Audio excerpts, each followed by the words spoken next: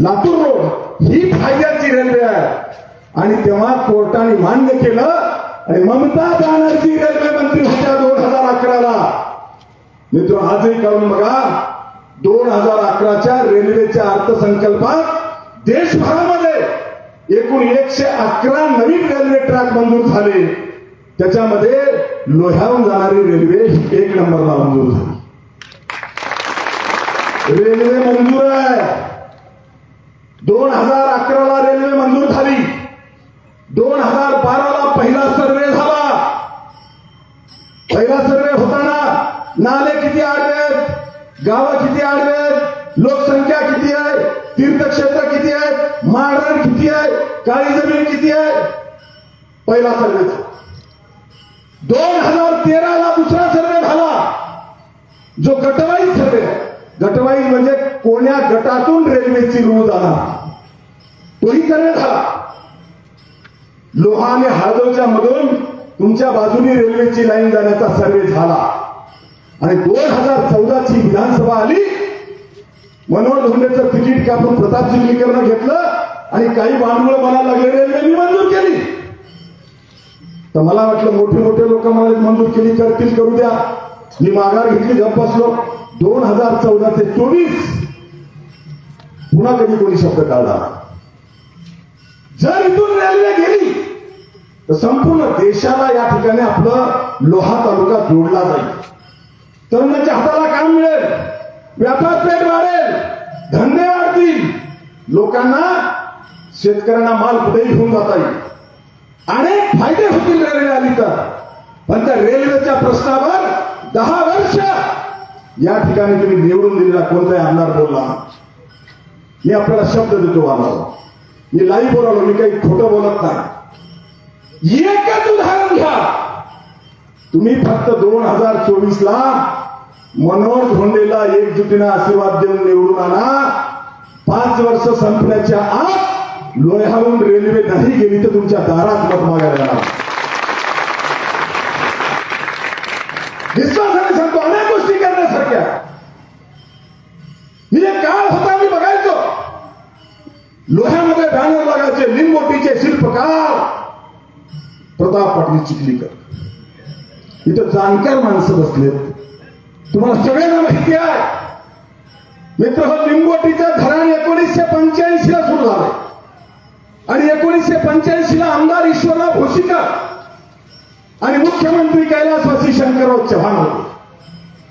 लिंबोटीचं धरण शंकरराव चव्हाण आणि ईश्वरराव भोशीकरनी सुरुवात केली. तरी हे शिल्पकार लेकरू कोणाचं असो मांडीवर ठेवायला तयार. बरं, एवढ्या थांबली काही लोक. आईचं झालेलं लिंबोटीचं धरण, बारूचं धरण, जमिनी आमच्या लोहाखंडाच्या शेतकऱ्याच्या गेल्या धरणामध्ये पाणी मात्र आम्हाला आलं नाही. कुठे गेलं पाणी? ज्यांना तुम्ही निवडून दिला 20 वर्ष, याच आमदारांनी लिंबोटीचं पाणी उदगीरला, अहमदपूरला, जळकोटला, पालमला, गंगाखेडला विकलं. करारावर यांच्या सह्या. ज्यांना तुम्ही निवडून दिला शेतकऱ्यांचं भलं व्हावं म्हणून, त्या शेतकऱ्यांच्या भल्यासाठी असलेलं लिंबोटीच्या धरणाचं पाणी यांनी सावरगावला दिलं नाही, रिसणगावला दिलं नाही, बेरडीला दिलं नाही. यांनी पाणी कुठं दिलं? अहमदपूरला, जळकोटला, गंगाखेडला, पालमला, उदगीरला. बघा पाणी कुठं चाललं.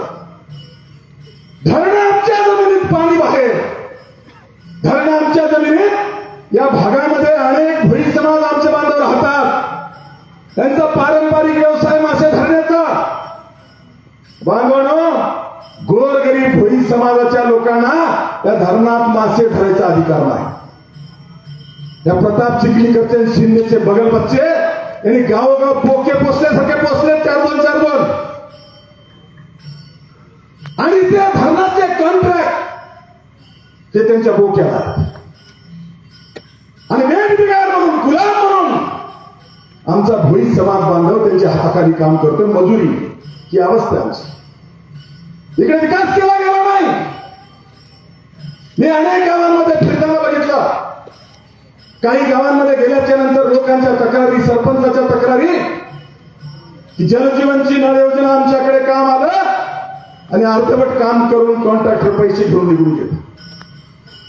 मित्र, लोहा कंधारमध्ये जलजीवनच्या नळ योजनेचे मागच्या 5 वर्षात जेवढी कामं झाली, सगळ्या कामांची कॉन्ट्रॅक्ट, सगळ्या कामांची टेंडर ही प्रताप चिखलीकरच्या आणि शिंदेच्या कार्यकर्त्यांना आहेत.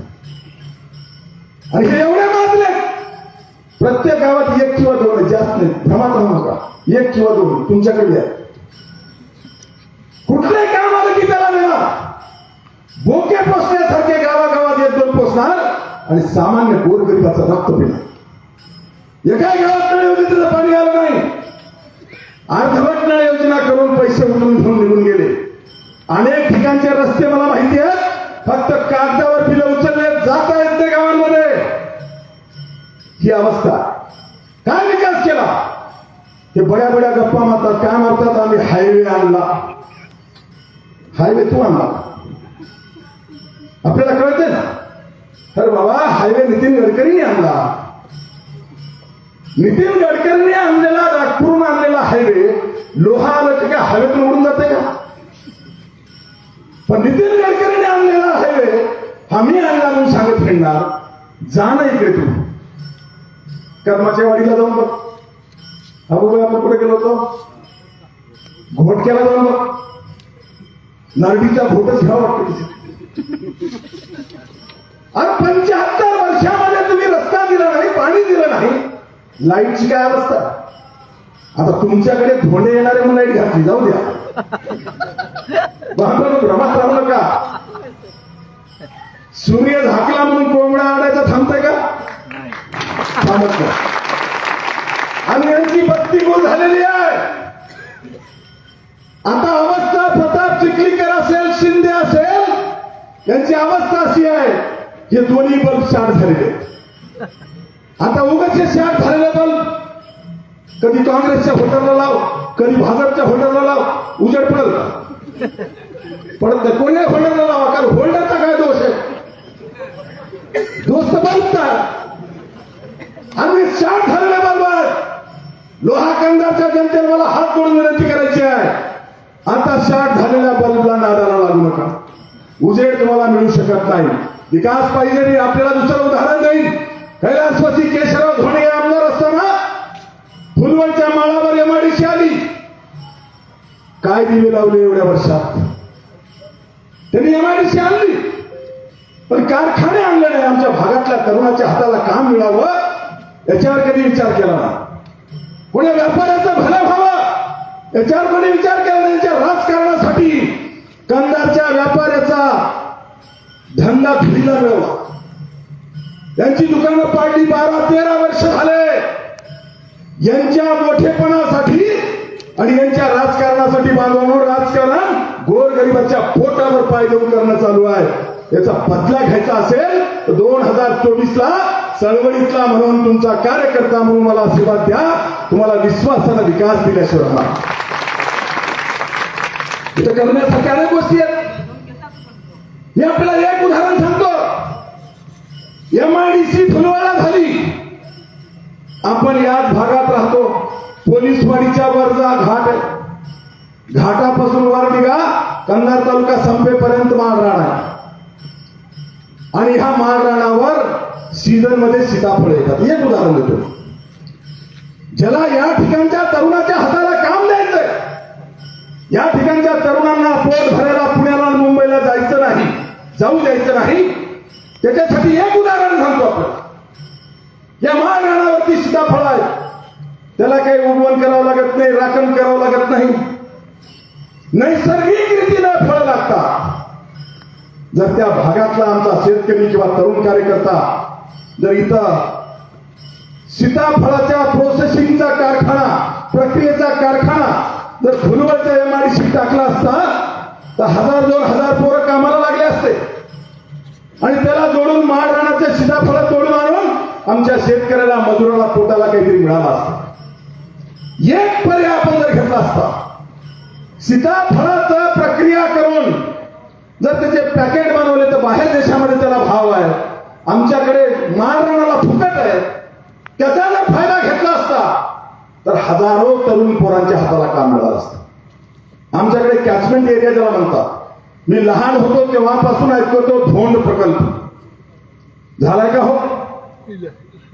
धोंड प्रकल्प करणार, फलानं तळ आणणार, विस्तार कॅनल काढणार, कुठेही कॅनल आलं नाही, कुठेही तळ आलं नाही, कुठल्याही शेताला पाणी मिळालं नाही. अरे बाबांनो, जिथं उदगीरला, जळकोटला आणि अहमदपूरला, लातूरला पाणी गेलं, तिथं आमच्या माळेगावला माळापुडीला प्यायला पाणी नाही. आम्ही इथं विकास करण्यासाठी यांना आमदारकी पाहिजे नाही बांधवांनो. यांना यांच्या बेनामी मालमत्ता सांभाळण्यासाठी आमदारकी पाहिजे. यांना यांचं पोरगण पोरगी जिल्हा परिषदला आणण्यासाठी आमदारकी पाहिजे. यांना यांचं पोरगं मार्केट कमिटीला चेअरमन करण्यासाठी आमदारकी पाहिजे. यांना नवरा गेला तर बायकोच पाहिजे. बाप खासदार झाला असतं तर पोराचं नाव तालुक्यात अगोदर झालं होतं आमदार करणार, पण बाप पडला की पोरग सुद्धा चालत नाही, बापच पाहिजे. ही अवस्था याची. आणि म्हणून आपण समजून घ्या, सावरगाव आणि परिसरातले माझे बांधव या ठिकाणी आलेले आहेत, मी तुमच्यातला आहे. कुठल्याही पद्धतीनं कच खायची आवश्यकता नाही. मनोज धोंडेचा कार्यकर्ता म्हणून या तालुक्यात ज्यांना कोणाला लेबल लागलं त्याच्याकडे वाकडी नजर करून बघायची सुद्धा 15 वर्षात कोणाची हिंमत झाली. मी तुम्हाला गॅरंटीनं सांगतो, तुम्ही फक्त स्वाभिमानानं उभा टाका, एकजुटीनं उभा टाका. सगळे बहुजन, ओबीसी, दलित, आदिवासी, शेतकरी, कष्टकरी, अल्पसंख्याक, उपेक्षित सगळे एक व्हा आणि एकजुटीनं उभा टाका. येणाऱ्या विधानसभेला दाजी येतील का भाऊजी येतील, बहीण येईल का भाऊ येईल का कोणता दादा येईल का आणखी कोणी येईल, फक्त तुम्ही एकजुटीनं राहा. येणाऱ्या 5 वर्षामध्ये विकासाचं मॉडेल काय असतंय हे जर मराठवाड्यात मनोहर धोंडेने तुम्हाला दाखवलं नाही तर पुन्हा मत मागायला तुमच्याकडे येणार नाही. विकास करता येतोय. अनेक छोटी छोटी बंधारे आपल्याला बांधता येतात. शेतकऱ्याला त्या ठिकाणी तारणहार 1200 बंधारे उपयोगी पडू शकतात. व्यापाऱ्यांचा फायदा होऊ शकतो, शेतकऱ्यांचा फायदा होऊ शकतो. पण 5 वर्षात काही झालं नाही. मी तुम्हाला दुसरा प्रश्न विचारणार आहे. तुम्हाला सांगा, मागच्या 3 वर्षामध्ये शेतकऱ्याला पीक विमा मिळाला का? तुमच्याकडे मिळाला नाही. कुठे गेला तुमचा पीक विमा? बांधवांनो, तुमचा शेतकऱ्याचा पीक विमा त्या पीक विम्याच्या कंपनीनं तुम्ही निवडून दिलेल्या आमदारांना वाटून खाल्लाय, तुमच्यापर्यंत आला नाही. आणि जेव्हा अधिवेशनात मी मुख्यमंत्र्याला आणि कृषी मंत्र्याला भेटून निवेदन दिलं, तक्रार दिली, त्याच्यानंतर कृषी मंत्री धनंजय मुंडेंनी अधिकारी बोलावले, खडसावला, विचारला, तेव्हा अधिकाऱ्यांची बोबडी वळाली, सांगितलं नाही साहेब दुरुस्त करतो. आणि म्हणून आता मागच्या 15 दिवसापासून दोन्ही तालुक्यामध्ये 20% विमा टाकायला सुरुवात झाली. काही लोकांना आता पैसे यायला सुरुवात झालेली आहे. 3 वर्षात आले नाही, आत्ताच का आले? नांदेड जिल्ह्याच्या 16 तालुक्यापैकी 14 तालुक्यात विमा आला, फक्त लोहा आणि कंधारलाच का आला ना? कधीतरी आम्ही विचारलं पाहिजे. शेतकऱ्याच्या शेतीला, मालाला भाव नाही हा विषय वेगळा. भावनिक बनवायचं, जातीपातीचं राजकारण करायचं, पैशाची मस्ती दाखवायची आणि या ठिकाणी 4च घरातले लोक निवडून यायचे. कधी येणं यायचं, कधी तेणं यायचं आणि सत्ता मात्र 4च घरामध्ये ठेवायची. माझं आपल्याला हात जोडून विनम्र आव्हान आहे, येणाऱ्या 2024ला ही 4 घरं सोडून जो तुम्हाला लायक वाटतो त्याला मतदान द्या, हरकत नाही. जो लायक वाटतो त्याला मतदान द्या. जो तुम्हाला विश्वासाला विकास देऊ शकतो असं वाटतं त्याला मतदान द्या. पण मतदान देताना मात्र खंबीरपणे उभा टाका. तुम्ही उभा टाका. मनोहर धोंडे मला माहिती आहे, मी सामान्य कार्यकर्ता आहे, पण मी ज्ञानवासीने एक शब्द वापरला. मनोहर धोंडेच्या नादाला किती भावदार असला, दाजी असो का भाऊजी, युवाई असो का जावाई, नाव सुद्धा घ्यायची धमक त्यांच्यात नाही. आणि जर घेतलं तर त्यांचं एवढं गतोडं माझ्याकडे सोडलं तर लोक यायला फिरून देणार. आणि म्हणून तुम्ही एकजूट व्हा, ताकदीनं उभा टाका, आजपासूनच कामाला लागा. निवडणूक 3 महिने पुढे आहे. दिवाळी झाल्यावर मतदान होणार आहे. मित्र हो, अगोदर पासूनच मी आपल्याला विनम्रपणे सांगेन, दिलेला शब्द पाळून महाविकास आघाडीने लोह्याची जागा मला दिली तरीही लढवणार. आणि नाही दिली तरीही लढवणार. कुठल्याही पद्धतीने आपण माघार घेणार नाही. आणि म्हणून मी लढवावी का नाही हे मी तुम्हाला विचारणार बांधवांनो. ज्यांना लढवावं असं वाटतंय त्यांनी कृपा करून हात वर करा. माधवराव जरा हात बघा. तुमच्या कॅमेराला हे करा.